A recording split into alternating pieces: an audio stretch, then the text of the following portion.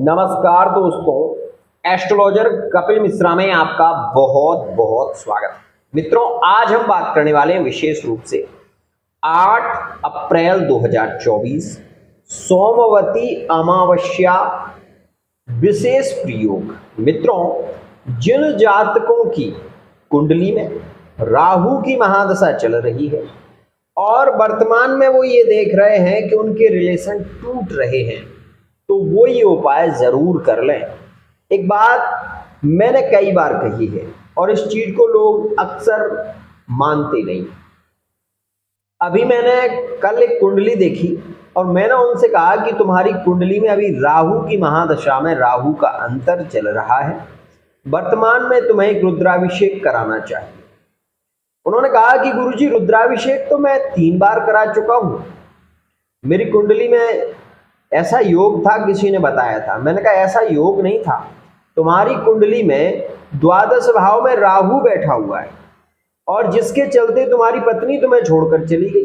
तुमने दूसरी शादी की, तुमने जब दूसरी शादी की तो तुम्हारी दूसरी पत्नी की मृत्यु हो गई, क्योंकि तुम्हारी कुंडली का राहु श्रेष्ठ नहीं है, जिसके कारण तुम्हारे संबंध बन नहीं पा रहे हैं।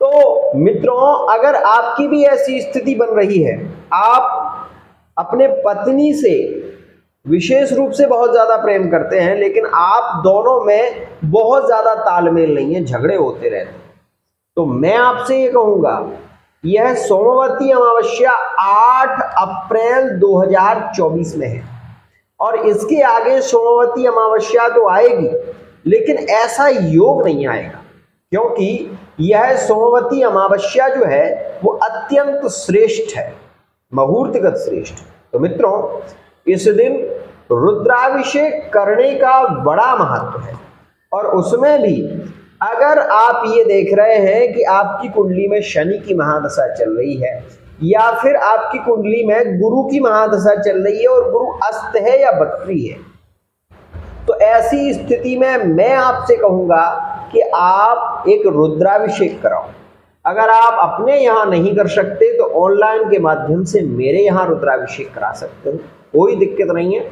लेकिन मैं आपसे ये कहूंगा कि अगर आपकी कुंडली में गुरु चांडाल दोष बना हुआ है, वर्तमान में आप बहुत ज्यादा परेशान चल रहे हैं, जॉब से परेशान चल रहे हैं, या फिर आपकी लिविंग रिलेशनशिप में आपका पार्टनर आपकी विशेष रूप से स्थितियों को नहीं समझ रहा है, आप पार्टनर से शादी करना चाहते हो लेकिन वो व्यक्ति जिसे आप हद से ज्यादा चाहते हो वो ही मुड़ रहा है, वो भी उस स्थिति पर नहीं जाना चाहता, वो विवाह नहीं करना चाहता, तो ऐसी स्थिति में भी आप रुद्राभिषेक कराएं।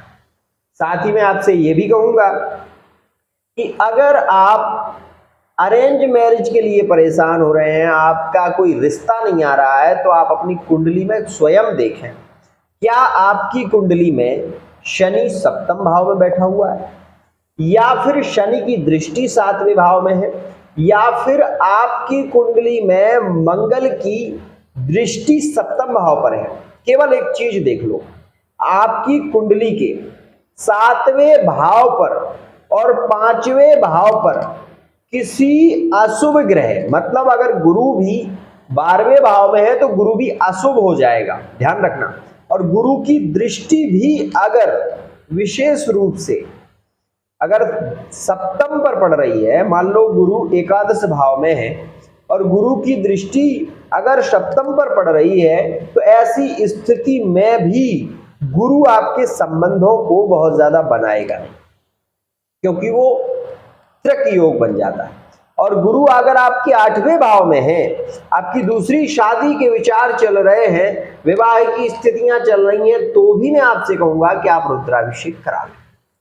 एक और खास बात मित्रों, ये बात कई बार आई है और कई लोगों ने मुझसे ये कहा भी है कि गुरुजी, हमने तो रुद्राभिषेक करा दिया था, उज्जैन में करा कर आए।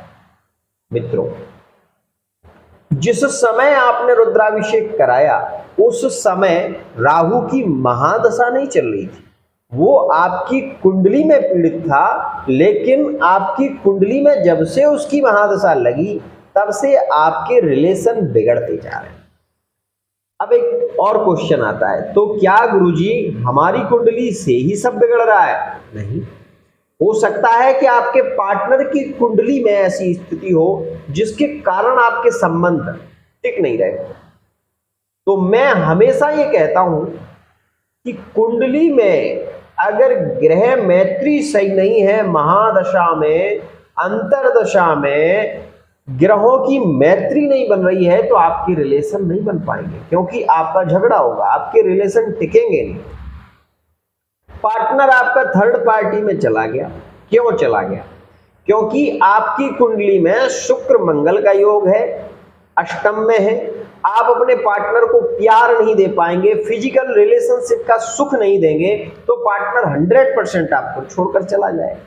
ऐसी सिचुएशन में आप मेरे पास में आएंगे, मैं आपसे ये कहूंगा कि आप अपने रिलेशन को श्रेष्ठ बनाइए, अपने प्रेम को श्रेष्ठ बनाइए। भाई, एक पति अपने पत्नी से क्या चाहता है? कि उसको प्रेम मिले, उसको सुख मिले। और एक पत्नी अपने पति से क्या चाहती है? कि उसको जीवन में अपने पति का प्यार मिले। और अगर ये दोनों स्थितियां नहीं हैं, तो आपकी रिलेशन कैसे टिक सकते? मैं आपसे ही पूछ रहा हूं।